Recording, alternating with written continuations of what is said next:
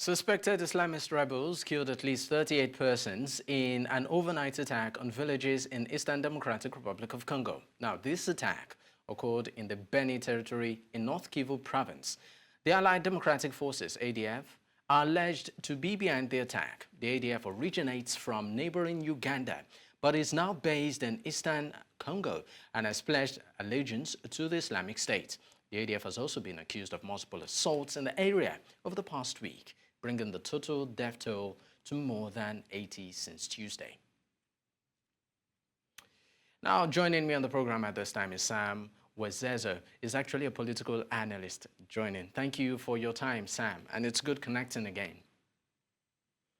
Yeah, thank you so much, Napo. It's always a pleasure to be on News Central today. Yeah, all right. I mean, this particular story, right, even though it's not new, it's to a very large extent a reflection of the security situation, particularly in that part of DRC. I'd like to know what you make of it, and if at all anything is being done to sort of alleviate the situation there, to make it better.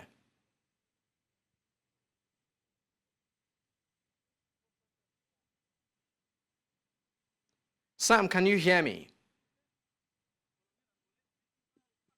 Oh, yes, I can hear you clearly. Sorry, I think I'm having a little bit network. Okay, Sam, did you get my question, or do I go over it again?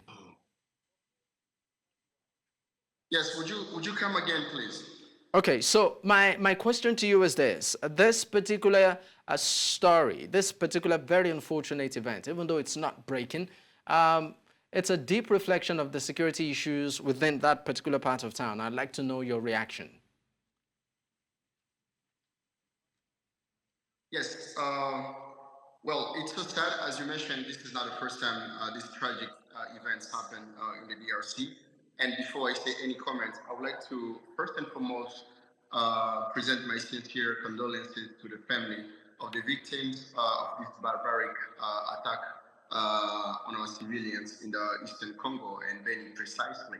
Well, to answer to your question, there haven't been nothing as a sustainable solution yet, simply because I think, in my understanding right now, it's just the army and the government. They're also focused into the problem that's happening with the M23, because I take this attack as a diversion to whatever happening in the Kanyaruchinya and the Kanyabayonga and other entities near the province of North Kivu and Goma itself. So I think the ISIS and IDF, what they are trying to do is to divert the government to this particular, attacks or anything, simply to distract the focus of our military forces, which is the FRDC. So I believe once we are done with the war with the rebels and the terrorists as well, the M23, the next are going to be the EDF, because this has happened over and over again, and I think it's actually the right time to sit down and have a proper and a clear approach to finish this once and for all, because we can't have civilians dying every week or maybe after every month. It doesn't really make sense. And the way that they're being killed, I don't know if you've seen the images or the videos from the social media and maybe WhatsApp groups. I mean, it's so horrible. It's so horrible, and I believe we are going to find a solution very soon to actually finish and clear with this ISIS rebel, terrorist group. Yes, that's all I have to comment for now. I mean, let's look at the Allied Democratic Forces, that, have been alleged to be behind this attack. Even though we understand that this is not the first time such accusations have been levied against them. They originate, from Uganda, and we know that before, they stood for something. But right now it appears like the ADF has been accused, of multiple assaults in the area over the past week, bringing the death toll to about 80. I mean, this is really, really disturbing. I'd like to know your opinion on the ADF itself, and if at all it's conducting itself in the right manner. All right. So when I look at it, it's actually the same people for actually my own understanding, because everyone knows that everybody who's under attack and everybody who actually perpetrating the attack on our civilian people in the Eastern Congo, they are really known. It's our neighbors, and to be precise, it's Rwanda and Uganda. Since we have a border with Uganda and Rwanda, we know how involved they are into these atrocities and this unprecedented kind of attacks that they're making in our soil. So it's actually not a surprise to me to see anytime when the M23 rebels or anytime that we are under attack in the Eastern Congo, the ADF must show up and killing people with small guns and machete and indicate that they are the ones behind it. I mean, it says more on the affiliation that they both have in terms of terrorism and in terms of creating chaos so that nothing actually can be found as a solution. And as I said, and as I mentioned earlier, this is a sort of distraction because we have actually to mention here the FRDC in the DRC. They are winning very significant territories. They are killing so many of those terrorists, and we are actually on a direction of winning the war. So I think this situation, because not like last week they killed almost like 50 people. So I believe this is just a sort of distraction so that we lose our focus onto the major problem, onto the right enemy, which is the terrorists of the M23 behind, who's actually supported by the regime of Paul Kagame and so many other people that we are going to talk about later. But I believe this is simply a signal to show us that, of course, they are losing this war, and they want to distract us so that people can focus on this terrorist attack, and then later so that they can regain the spaces that they already lost. So I think we shouldn't be distracted. We have to end this war, and the best way to do it is to fight them back, because we've tried so many negotiations which didn't work. We've tried to sit on the table. The East African forces and other people such as the UN and MONUSCO. We've tried so much. It's been 30 years, and I believe this is the right time. And I really salute the way or the path that our government is taking to simply attack them as much as we can. And we are not falling or going back, because this has taken so long, and we are so tired of this atrocities and this attack which our people have been imposed, and a war that has never ended. So yeah, that's all I have to answer for now. Thank you. I mean, in the course of your analysis, you said that you used the word this being some sort of distraction, a distraction from the real issues. My question is, what are the real issues? All right. The real issues here, I'm actually seeing two.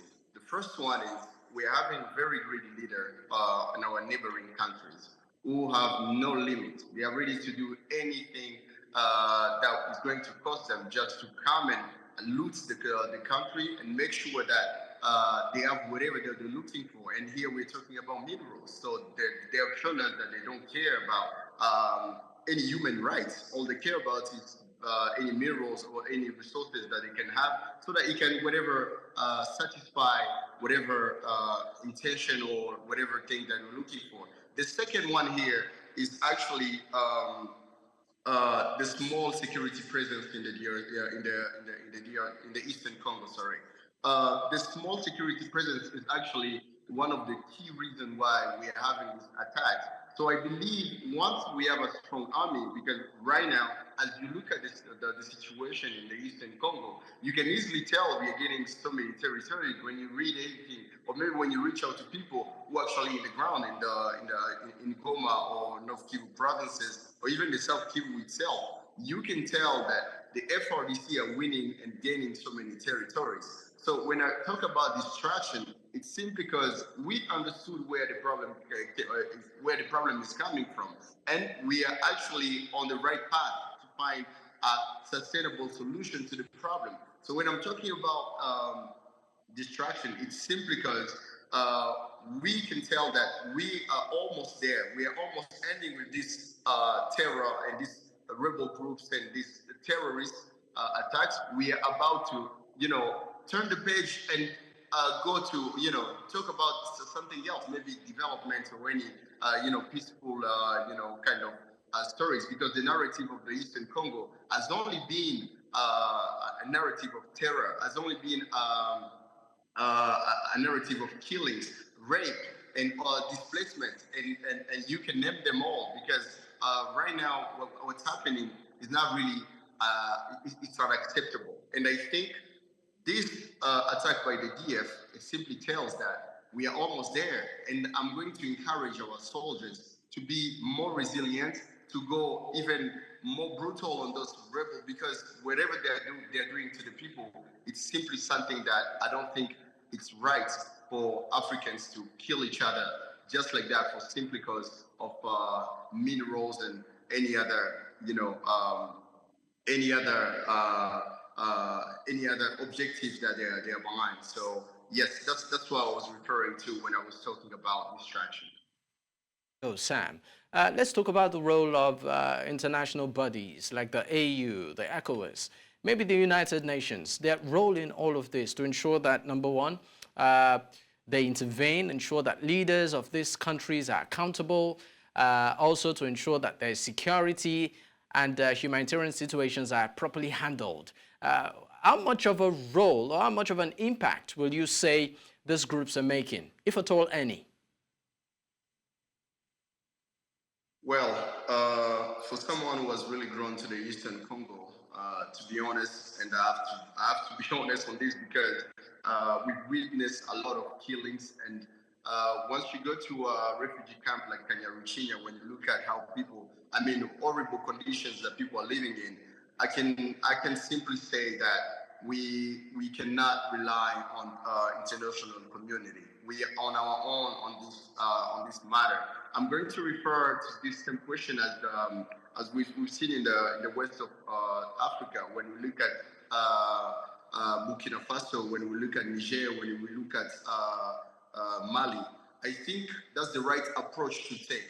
I think this new generation, this is how we're supposed to approach this certain situation, because there is nothing we should expect from people from like the EU or maybe United Nations. I'm not saying we have to cut the bridge between the United Nations or I don't know, the European Union, but I think as we speak right now, and what I've experienced in my life and what the situation, because I grew up in the Eastern Congo, I think every African leader or every African youth, we have to be very keen and always aware that there is certain situations that we have to step up for ourselves. Like, there is nobody from any other corner of the entire globe who will come and finish the situation that's going on.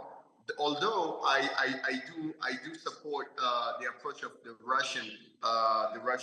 communist Russian government, or Russian regime, which is under Putin. I think the sort of help and maybe contribution that is doing to the, for instance, Burkina Faso, those are the kind of approach that we need. And not only summits or maybe dialogues that never really came up with a very tangible solution. I'm speaking as somebody who's come from the DRC, so I hope I've really answered to the question. All right, Sam Mwezezo, a political analyst, joining me, of course, on the conversation at this time. Thank you so much for your contribution on the program. Thank you so much, Gabo.